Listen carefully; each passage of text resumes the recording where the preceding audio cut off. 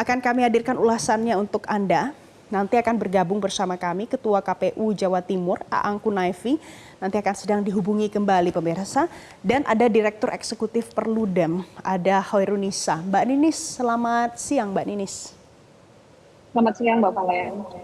Mbak Ninis, kalau kita lihat ini kan ada beberapa yang jumlah daerah dengan pilkada melawan kota kosong itu tuh masih ditemukan angkanya sampai 43 daerah, Mbak Ninis. Menurut Anda, kalau ini tetap sampai dengan 43 setelah ada perpanjangan masa pendaftaran ini, apa dampaknya untuk masyarakat? Kerugiannya apa bagi masyarakat? Ya, biasanya memang kalau dari pilkada 2015, 17, 18, dan 20, ketika masa perpanjangannya dilakukan pun juga tidak ada perubahan gitu ya. Jadi tetap segitu jumlahnya. Dan ini kan menunjukkan bahwa dari pilkada 2015 sampai hari ini ya, pilkada 2024, ternyata tren calon tunggal itu selalu naik. Data terakhir kan ada 43 daerah yang calonnya hanya satu ya, satu pasangan calon. Nah, kalau memang kemudian sampai setelah masa perpanjangannya dibuka dan calonnya hanya satu, ya memang ini menunjukkan bahwa ada persoalan dalam penyelenggaraan pemilu, khususnya pada demokrasi di wilayah-wilayah tersebut. Karena artinya kan tidak ada kompetisinya.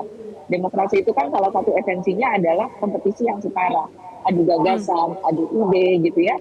Tapi kemudian kalau pasangannya hanya satu pasangan calon, kan tidak muncul tuh perdebatan, tukar gagasan, adu ide dengan masyarakat tidak terjadi. Dan seolah-olah ya, ini juga banyak yang mungkin publik tidak tahu, seolah-olah pasangan calon tunggal inilah yang harus dipilih. Padahal di situ disediakan juga kotak kosongnya gitu. Nah ini yang juga perlu menjadi masif disampaikan kepada masyarakat di 43 daerah tersebut, bahwa memilih kotak kosong pun juga boleh. Itu juga bagian dari ekspresi politik warga yang ada di 43 daerah itu.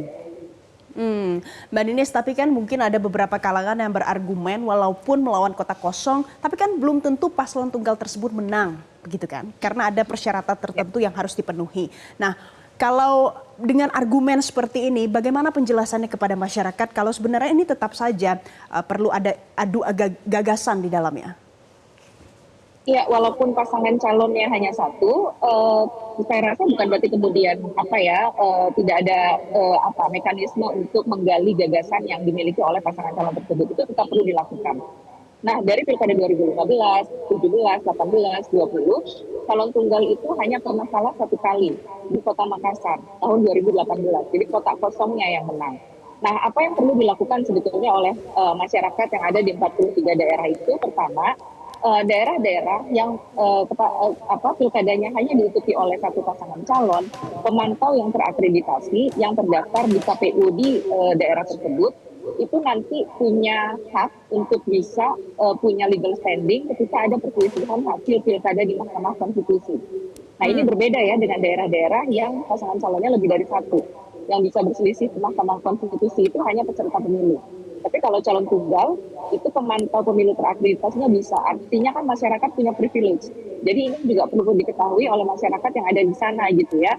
Jadi bukan kemudian serta-merta gitu ya, karena trennya selama ini pasangan calon tunggal selalu menang, calonnya hanya satu, bukan berarti kemudian pilkadanya tidak dilakukan pemantauan. Justru peran pemantau pemilu di 43 daerah itu menjadi sangat signifikan karena punya kedudukan hukum yang lebih kuat gitu ya, bisa membawa ke Mahkamah Konstitusi. Nah ini yang perlu diketahui juga oleh masyarakat ya, dan informasinya perlu dimasifkan, disosialisasikan secara masif kepada masyarakat.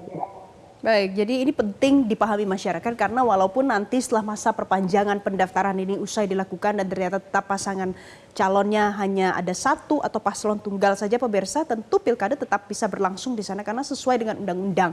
Nah, saya sudah bergabung bersama kami ada Ketua KPU Jawa Timur Pak Aang Kunaifi. Saya mau sapa Pak Aang, selamat siang Pak Aang.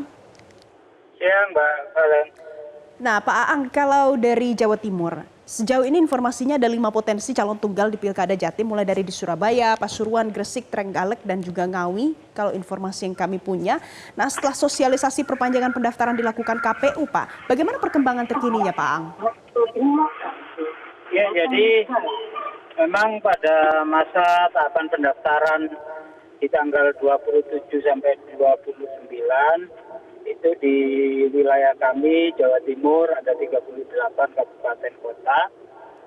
Itu terdapat sampai berakhirnya masa pendaftaran di tanggal 29 jam 23:59 itu hanya terdapat satu pasangan calon yang diusung oleh partai politik untuk mendaftar.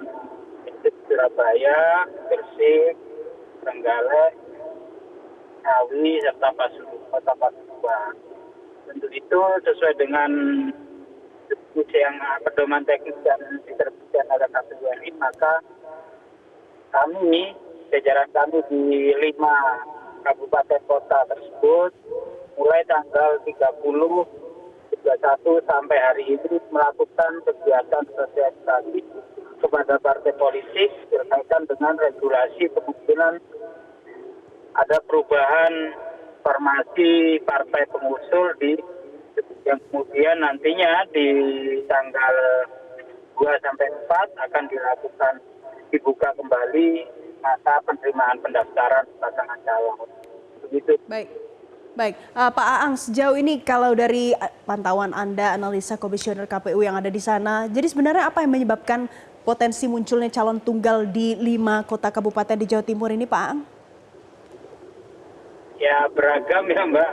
Kalau kemudian kaitan dengan faktornya apa, mungkin kami tidak kompeten untuk menyampaikan hal itu, tapi kawan-kawan di partai politik atau pengamat politik atau pegiat pemilu yang mungkin bisa menganalisa aktivitas di tanggal 27 sampai dengan 29 kemarin. Oke. Prinsipnya kami KPU sudah melaksanakan bagaimana aturan yang tertuang dalam Undang-Undang Pilkada berikut turunan teknisnya, yang kemudian di dalam regulasi itu juga masih mengakomodir keberadaan pemilihan kepala daerah dengan satu pasangan calon, tentu dengan melewati beberapa persyaratan. Baik, Mbak Nidis, kalau kita lihat kan sekarang ekosistemnya jauh lebih baik ya setelah ada putusan MK dan kemudian demonstrasi masyarakat terjawab dengan ada putusan ini. Apa yang menyebabkan pada saat sudah ada lingkungan yang mendukung lebih banyak lagi yang bisa maju di dalam pilkada kali ini, tapi tetap saja angka melawan kota kosong itu potensinya meningkat daripada pilkada 2020 kemarin? Ya, saya melihat bahwa mungkin partai politiknya juga nggak siap gitu ya. Harusnya kan dengan putusan Mahkamah Konstitusi nomor 60 yang dibacakan tanggal 20 Agustus yang lalu kan itu membuat partai politik semakin berdaya. Karena tadi sudah disebutkan bahwa syarat pengusungan pasangan calonnya jadi jauh lebih mudah. Yang sebelumnya 20% kursi, 25% suara, sekarang kan rentangnya hanya 6,5 sampai 10% suara saja. Bagi partai politik seharusnya ini situasi yang yang baik gitu ya buat partai politik, karena dia bisa mengusung sendiri kadernya. Potensi mengusung kadernya itu besar gitu ya dibandingkan dengan syarat sebelumnya yang itu sulit gitu ya, biasanya harus membentuk koalisi, dan kalau koalisi itu kan mendukung kadernya orang. Nah, dengan diubahnya syarat ini kan artinya potensi untuk mengusung kadernya sendiri itu lebih besar gitu ya. Di beberapa daerah misalnya kita lihat ada partai yang beralih dukungan gitu ya, koalisinya sudah dibentuk tapi beralih mengusung calonnya sendiri. Nah, tapi jangan-jangan ada persoalan juga bahwa ternyata kaderisasi di internal partai politiknya juga mungkin belum berjalan secara maksimal. Karena di daerah-daerah tadi gitu ya, setidaknya di 43 daerah tadi, partai politik ternyata lebih memilih untuk ikut dalam sebuah koalisi yang besar dibandingkan dengan mengusung kadernya sendiri. Jangan-jangan tidak ada gitu ya kader yang siap untuk diusung di pilkada gitu ya. Kalau kadernya tidak siap kadernya kan artinya ada pertanyaan ke partai. Maka selama ini sudah melakukan kaderisasi secara maksimal atau belum di internal partai politiknya. Karena momen seperti pilkada, pemilu itu kan menjaring calon-calon pemimpin, calon-calon politisi champion gitu ya untuk bisa naik dalam kancah perpolitikan baik di daerah maupun perpolitikan di nasional. Baik, Mbak Ninis, pada saat nanti sudah ada perpanjangan pendaftaran, tapi ternyata calonnya tetap tunggal, tidak ada calon tambahan lain, tapi kalah melawan kota kosong, apa konsekuensinya Mbak Ninis? Ya, memang kalau kemudian kota kosong yang menang, itu pilkadanya diulang. Jadi seperti 2018 yang lalu ketika kota kosong menang di Kota Makassar, itu diulang di jadwal pilkada selanjutnya, yaitu di tahun 2020. Nah, di pasal 54 Undang-Undang 10 2016 itu disebutkan bahwa diulangnya itu adalah di tahun selanjutnya. Jadi di tahun depan pilkadanya itu diulang gitu ya di tahun depan. Memang ada kata atau di pasal 54 itu di tahun selanjutnya atau di jadwal pilkada yang sudah diatur dalam undang-undang. Nah, tapi Undang-Undang Nomor 10 Tahun 2016 ini kan hanya mengatur sampai pilkada 2024. Jadi kalau misalnya ada narasi yang mengatakan pilkadanya diulangnya 5 tahun lagi gitu ya 2029. Nah, menurut saya itu bukan jadi opsi gitu ya kalau pilkadanya diulangnya di 2029 karena artinya kan kepala daerahnya bukan kepala daerah definitif, penjabat itu kan bukan kepala daerah definitif. Dan 5 tahun itu satu periode gitu ya. Jadi tidak ideal gitu ya sebuah daerah dipimpin oleh penjabat yang bukan kepala daerah definitif selama satu periode sehingga pilkadanya kalau diulang ya memang itu harusnya adalah diulang di tahun berikutnya artinya di tahun depan kalau memang kota kosong yang menang. Baik, jadi itu adalah konsekuensinya dan ini kalau seandainya terjadi pasti akan yang merasakan dampaknya adalah masyarakat.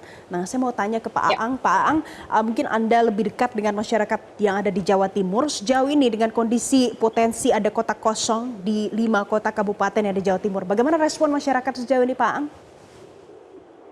Ya, berbagai komentar ya. Mungkin kalau lihat aktivitas di media sosial dan lain-lain khususnya di kota besar ya memang ada beberapa yang memberikan koreksi atau kritik ya terhadap kawan-kawan partai politik kaitan dengan hak mereka dalam proses pengusulan pasangan calon di Pilkada 2024 khususnya di wilayah Kota Surabaya, Kabupaten Gresik, Pasuruan, Kabupaten Tegaleng maupun Kabupaten Ngawi.